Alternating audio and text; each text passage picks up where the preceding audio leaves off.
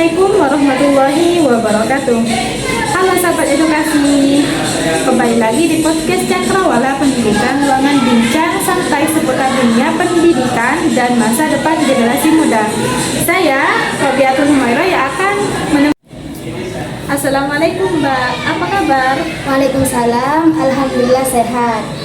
Terima kasih sudah mengundang saya dalam podcast kali ini yang berjudul tentang Pemuka Bahasa Arab dalam Kurikulum Sekolah Umum. Nah, kita akan kupas semua pembahasan dalam podcast kali ini.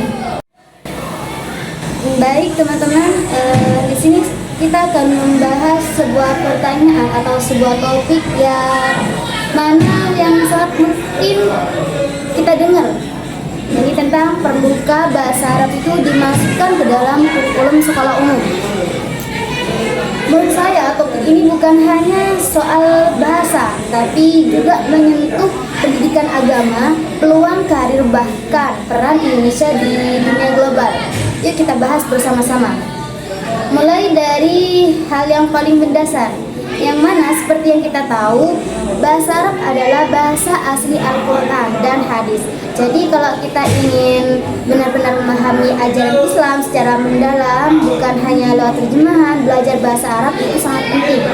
Dengan memahami bahasa Arab, siswa akan lebih mudah menghafal, memahami, bahkan mengamalkan isi Al-Quran dan hadis secara langsung. Ini tentu menjadi bekal penting dalam pendidikan agama Islam, baik di madrasah maupun di sekolah umum. Terus bahasa Arab itu juga memperkuat pelajaran agama yang diajarkan di sekolah umum. Bayangkan jika siswa itu bisa membaca doa atau ayat Al-Quran dan tahu maknanya secara langsung, tentu pemahaman mereka itu akan lebih kuat dan menyentuh hati. Dan ini juga bisa menjadi bagian dari pembentukan karakter religius yang lebih mendalam dan tidak hanya bersifat hafalan. Terus selanjutnya, sekarang kita masuk ke aspek yang lebih luas, di mana tahukah kamu bahwa bahasa Arab itu digunakan oleh lebih dari 300 juta penutur asli di dunia. Dan uniknya lagi, bahasa Arab itu adalah salah satu dari 6 bahasa resmi PBB. Jadi mempelajari bahasa Arab itu tidak hanya membuka pintu pemahaman agama, tetapi juga membuka peluang karir internasional, khususnya di negara-negara Timur Tengah seperti Emirat Arab, Qatar, dan Arab Saudi yang ekonominya sangat berkembang. Misalnya, banyak lulusan dari Indonesia yang kerja di bidang pendidikan, pariwisata, bahkan diplomasi dari negara-negara tersebut karena mereka memiliki kemampuan bahasa Arab yang baik.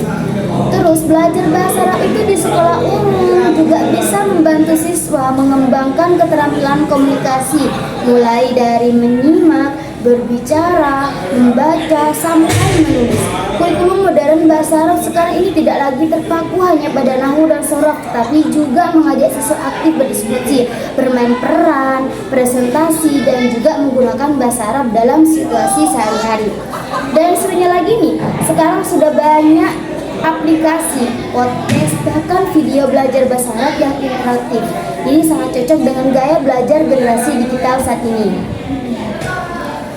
Terus di negara Indonesia adalah negara dengan pendudukan muslim terbesar di dunia.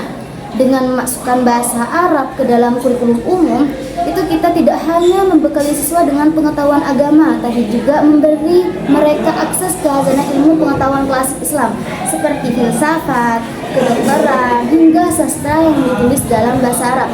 Lebih dari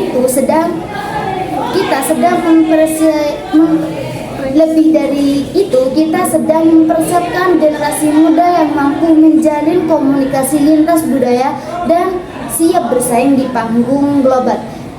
Jadi, apakah bahasa Arab itu sangat perlu dimasukkan dalam kurikulum sekolah umum? Jawabnya sangat perlu. Karena apa?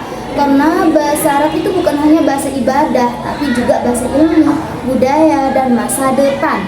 Memasukkan bahasa Arab ke dalam kurikulum itu adalah langkah strategis untuk membentuk generasi yang religius, cerdas, dan siap bersaing secara global.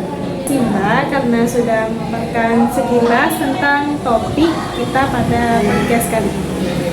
Nah, dari materi yang sudah Mbak sampaikan tadi, kan sekarang itu banyak yang bilang kalau bahasa Arab itu sulit, hanya cocok untuk anak pesantren atau anak-anak madrasah. Sebenarnya seberapa penting sih bahasa Arab untuk siswa pada sekolah umum? Pertanyaannya sangat bagus. Jadi begini, Mbak. Bahasa Arab itu bukan hanya milik santri atau madrasah saja.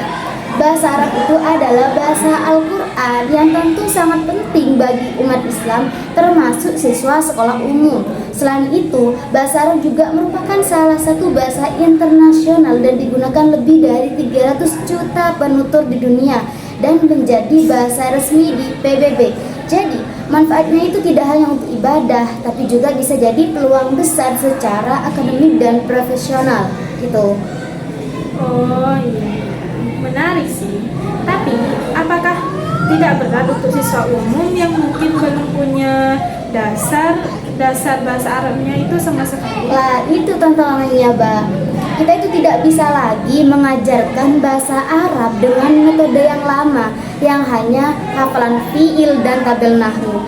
Harus lebih komunikatif, lebih kontekstual, misalnya mengajarkan bahasa Arab itu lewat dialog sehari-hari, media digital atau role play yang intinya itu buat siswa merasa bahwa bahasa Arab itu hidup dan bisa digunakan.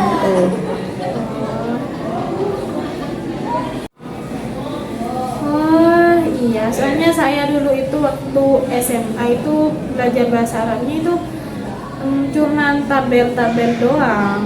Rasanya itu kayak sulit, berat banget belajar bahasa Arab. Betul, dan itu yang perlu kita ubah. Generasi sekarang itu digital natif, jadi pembelajaran bahasa Arab itu juga harus interaktif, pakai video kayak podcast, aplikasi, bahkan game edukasi.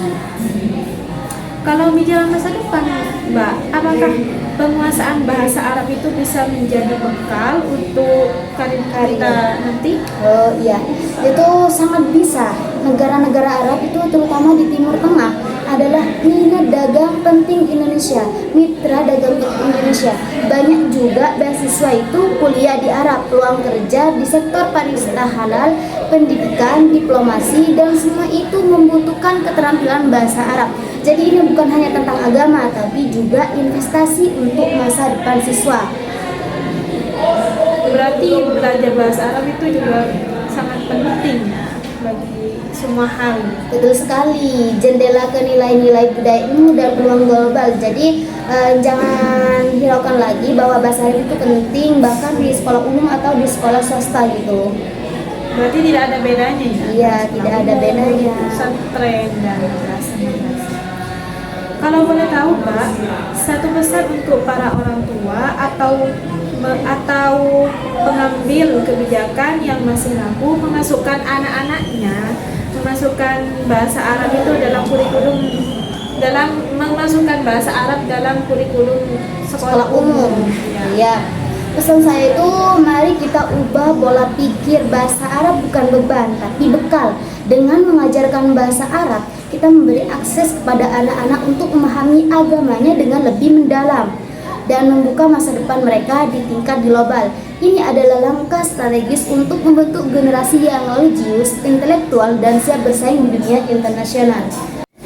Masya Allah, Mbak, penjelasannya sangat memuaskan sekali, luar biasa. Terima kasih. Terima kasih juga Mbak sudah mempercayai saya untuk menjadi narasumber pada podcast kali ini. Semoga obrolan kita itu bermanfaat. Amin. Baik sahabat edukasi, demikian pembincangan kita pada podcast hari ini. Di sini saya akan membacakan kesimpulan pada podcast hari ini.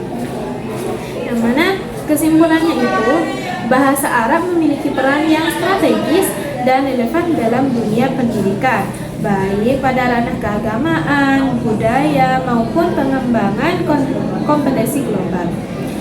Hal ini disebabkan karena bahasa Arab merupakan bahasa sumber utama ajaran Islam, serta menjadi alat komunikasi penting dalam hubungan antar bangsa, terutama dalam negara-negara Timur Tengah. Sebagai contoh, penguasaan bahasa Arab membantu siswa memahami Al-Quran dan hadis.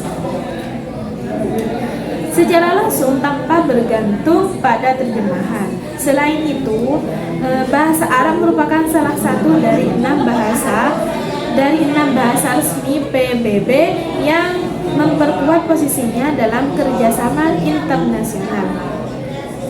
Kemampuan bahasa Arab juga membuka peluang karir di sektor pendidikan, diplomasi, perdagangan, dan pariwisata di dunia Arab yang ekonominya berkembang pesat. Oleh karena itu, memasukkan bahasa Arab dalam kurikulum pendidikan di Indonesia tidak hanya penting untuk memperkuat nilai-nilai keislaman, tetapi juga strategis dalam menyiapkan generasi yang religius, intelektual, dan siap bersaing di panggung global.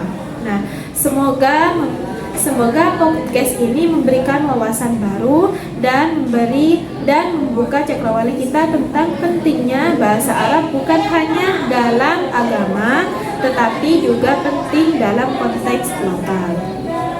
Nah, jangan lupa follow podcast ini dan share ke teman-teman kamu yang peduli akan pendidikan di masa depan.